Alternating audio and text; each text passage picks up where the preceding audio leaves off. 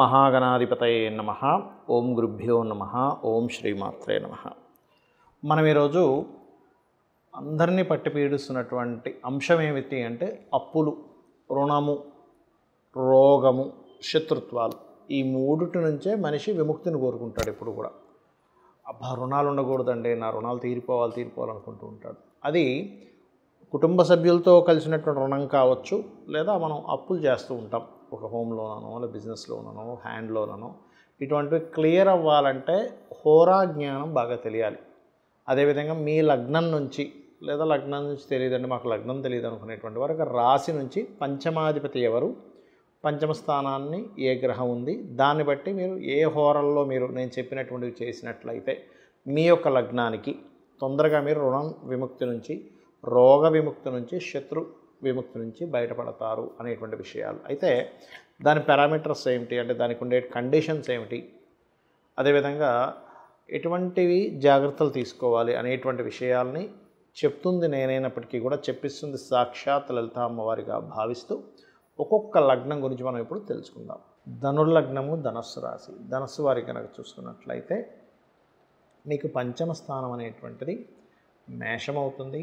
కాబట్టి మీరు ఎక్కువగా సహజంగానే ధనుర్లగ్నంలో ఉండేటువంటి లక్షణాలు ఏమిటంటే గురుత్వ లక్షణాలు ఎక్కువగా ఉంటాయి, పాజిటివ్ థింకింగ్ ఎక్కువగా ఉంటుంది, ఇంకొకరికి గైడ్ చేయాలనే లక్షణాలు చాలా ఎక్కువగా ఉంటాయి ధనుర్లగ్నంలో జన్మించిన వారికి. అయితే ఇక్కడ పంచమం ఏదైతే అయిందో అది మేషం అవుతున్నందుకు మీకు లక్ష్మీ నరసింహస్వామి యొక్క కరావలంబ స్తోత్ర పఠనం మంచి ఫలితాలు ఇస్తుంది. అదేవిధంగా పంచమం కుజుడైనందుకు మీరు ఏదైనా కొన్ని అంటే శత్రు సంబంధించినవి ఇట్లాంటివి ఏవైనా సరే క్లియర్ చేసుకోవడానికి మీకు కుజుడు బాగా పనిచేస్తాడు. అయితే కుజుడు కంటే ఎక్కువగా మీకు రవి బాగా పనిచేస్తాడు, భాగ్యాధిపతి. ఎందుకంటే కుజుడు సర్వసాధారణంగా అన్నిటికీ వాడం కాబట్టి. అయితే ఇక్కడ మీరు మేజర్గా చూసుకోవాల్సింది పంచమాధిపతి కంటే కూడా పంచమంలో ఏదైనా గ్రహం ఉంది. అయితే ఇక్కడ ఆ రాశిలో మీకు శని నీచ పొందుతాడు. కాబట్టి శని నీచ పొందుతాడు కదండి, నీచంలో ఉన్న గ్రహం అయినా తీసుకోవచ్చా అంటే ఇక్కడ మీరు అర్థం చేసుకోవాల్సింది నీచభంగ రాజయోగం జరిగిందనుకోండి, అంటే ఒక్కొక్కసారి ఏమవుద్ది శనితో పాటు కుజుడు ఉన్నా, శనితో పాటు రేపు ఉన్నా అప్పుడు నీచభంగ రాజయోగం ఏర్పడుతుంది. లేదా ఏదైనా ఉచ్చగ్రహం దాన్ని చూస్తున్నా, ఓన్ హౌస్ లార్డ్ దాన్ని చూస్తున్నా కొంతవరకు అది, లేదా ఇంకొక నీచగ్రహం అంటే ఇక్కడ మీకు మేషంలో శని ఉండి తులలో రేపు ఉండి పరస్పర వీక్షణలు జరిగినప్పుడు మైనస్ ఇంటూ మైనస్ ప్లస్ లాగా అది పనిచేస్తూ ఉంటుంది. అయితే ఇక్కడ ప్రధానంగా మీకు కుజుడు యొక్క హోర ఎక్కువగా సమస్య నుంచి, అంటే మనం ఒక ఫైట్ చేసి సమస్య నుంచి బయటపడతాం. ఒక్కోసారి నేను పోరాడి బయటకు వచ్చానండి, అటువంటి వాటికి కుజహోర బ్రహ్మాండంగా పనిచేస్తుంది. అదేవిధంగా మీకు సూర్య నమస్కారాలు, సుబ్రహ్మణ్యేశ్వర స్వామి ఆరాధన, మరియు మీరు ఎక్కువ రుణాలు ఉన్నాయండి, చాలా ఎక్కువైపోయే అప్పులు అనుకునేటువంటి వారు 6వ స్థానంలో ఏ గ్రహాలు ఉన్నాయో చెక్ చేసుకోండి. అంటే మీకు వృషభం 6 అవుతుంది లగ్నం నుంచి, అంటే ధనస్సు లగ్నం అనుకుంటే ధనస్సు, మకరం, కుంభం, మీనం, మేషం, వృషభ రాశిలో ఏ గ్రహాలు అయితే ఉన్నాయో వాటికి సంబంధించిన దానాలు ఎక్కువగా ఇస్తూ ఉండండి. ఎన్నిసార్లు ఇవ్వాలి ఏమిటంటే మొదటైతే మీరు 7 సార్లు ఇవ్వచ్చు, 7 వారాలు. లేదా మేము కొంచెం ఎప్పటికప్పుడు మంత్లీ వన్స్ ఇవ్వగలను అనుకుంటే ఇంకా చక్కగా పనిచేస్తుంది. ఇక్కడ కొన్ని కండిషన్స్ గుర్తుపెట్టుకోండి. ఏమిటది అంటే, ఒకటి మీకు పంచమంలో ఏ గ్రహం ఉంది, పంచమం అంటే లగ్నము అని ఉంటుంది మన జన్మజాతకంలో. లగ్నం నుంచి 5వ స్థానం పంచమము, అంటే లగ్నం ఒకటైతే ధనస్థానము, మన భాతృస్థానము, చతుర్థ స్థానము, పంచమ స్థానం. ఈ 5వ స్థానంలో ఏ గ్రహం ఉందో చూసుకోవాలి. ఆ గ్రహం మీకు మీ యొక్క రుణము, రోగము, శత్రుత్వాల నుంచి బయటపడేసే క్యాపబుల్ కలిగి ఉంటుంది. ఇప్పుడు మనం చూడండి, రకరకాల ట్యాబ్లెట్స్ ఉంటాయి మెడికల్ షాప్లో. అన్ని ఔషధాల్లో కూడా మనకి బాగా పనికొచ్చేది ఏమిటి అంటే, ఏమైనా మీకు తలనొప్పి అయితే ఇది వేసుకోండి అంటాం, సారిటాన్ ఏదో. జ్వరం అయితే డోలో వేసుకుంటాం, లేదా ఇంకో ప్రాబ్లం ఉంది, విటమిన్ B12 లోపం ఉందన్నప్పుడు ఒక ఇంజెక్షన్ తీసుకుంటాం. అంటే ఏమిటి, మీకు ఏ ప్రాబ్లం ఉందో ఆ సంబంధించింది పనిచేస్తుంది, కానీ విటమిన్ B12 మీకు జ్వరాన్ని తగ్గించదు, తలనొప్పిని తగ్గించదు. అలాగే మీ పంచమం ఎవరు, ఎందుకు అంటే రుణ రోగ శత్రుస్థానం ఏదైతే ఉందో అది 6వ స్థానంగా చెప్తూ ఉంటారు జ్యోతిషశాస్త్రంలో. ఆ 6వ స్థానానికి వ్యయభావం పంచమ స్థానం. సరే పంచమంలో అస్సలు బాగాలేవండి గ్రహాలు, సెకండ్ ఆప్షన్ ఇంకేమైనా ఉందా అన్నప్పుడు 9వ స్థానం చూసుకోవాలి. 9 కూడా పాడైపోయిందండి మాకు అనుకున్నప్పుడు లగ్నంలో ఉండేటువంటి గ్రహాలను కూడా తీసుకోవచ్చు. ఇది ముఖ్యంగా గుర్తుపెట్టుకోండి.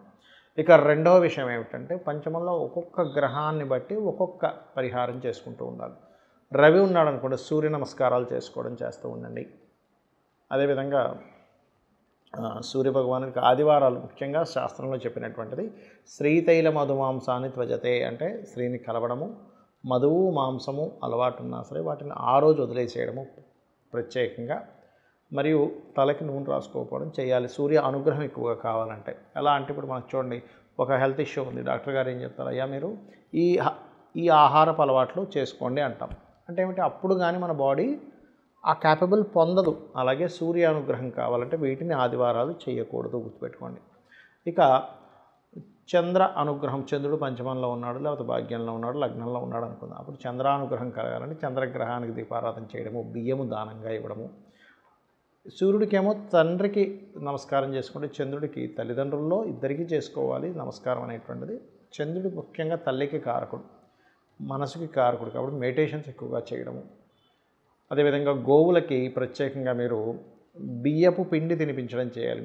ఆ సూర్యుడిదైతే గోధుమ రవ్వ తినిపిస్తుంది. అదేవిధంగా కుజుడు అనుకోండి, సుబ్రహ్మణ్యేశ్వర స్వామి ఆరాధన, పంచమంలో కుజుడు ఉన్నాడు. మీకు ఉదాహరణకి అంటే పంచమం రుణరోగ శత్రుస్థానాలను తగ్గించేదన్నాం కదా, హనుమాత్ ఆరాధన, సుబ్రహ్మణ్యేశ్వర స్వామి ఆరాధన, అందులో ముఖ్యంగా కుజహోరల్లో చేయండి.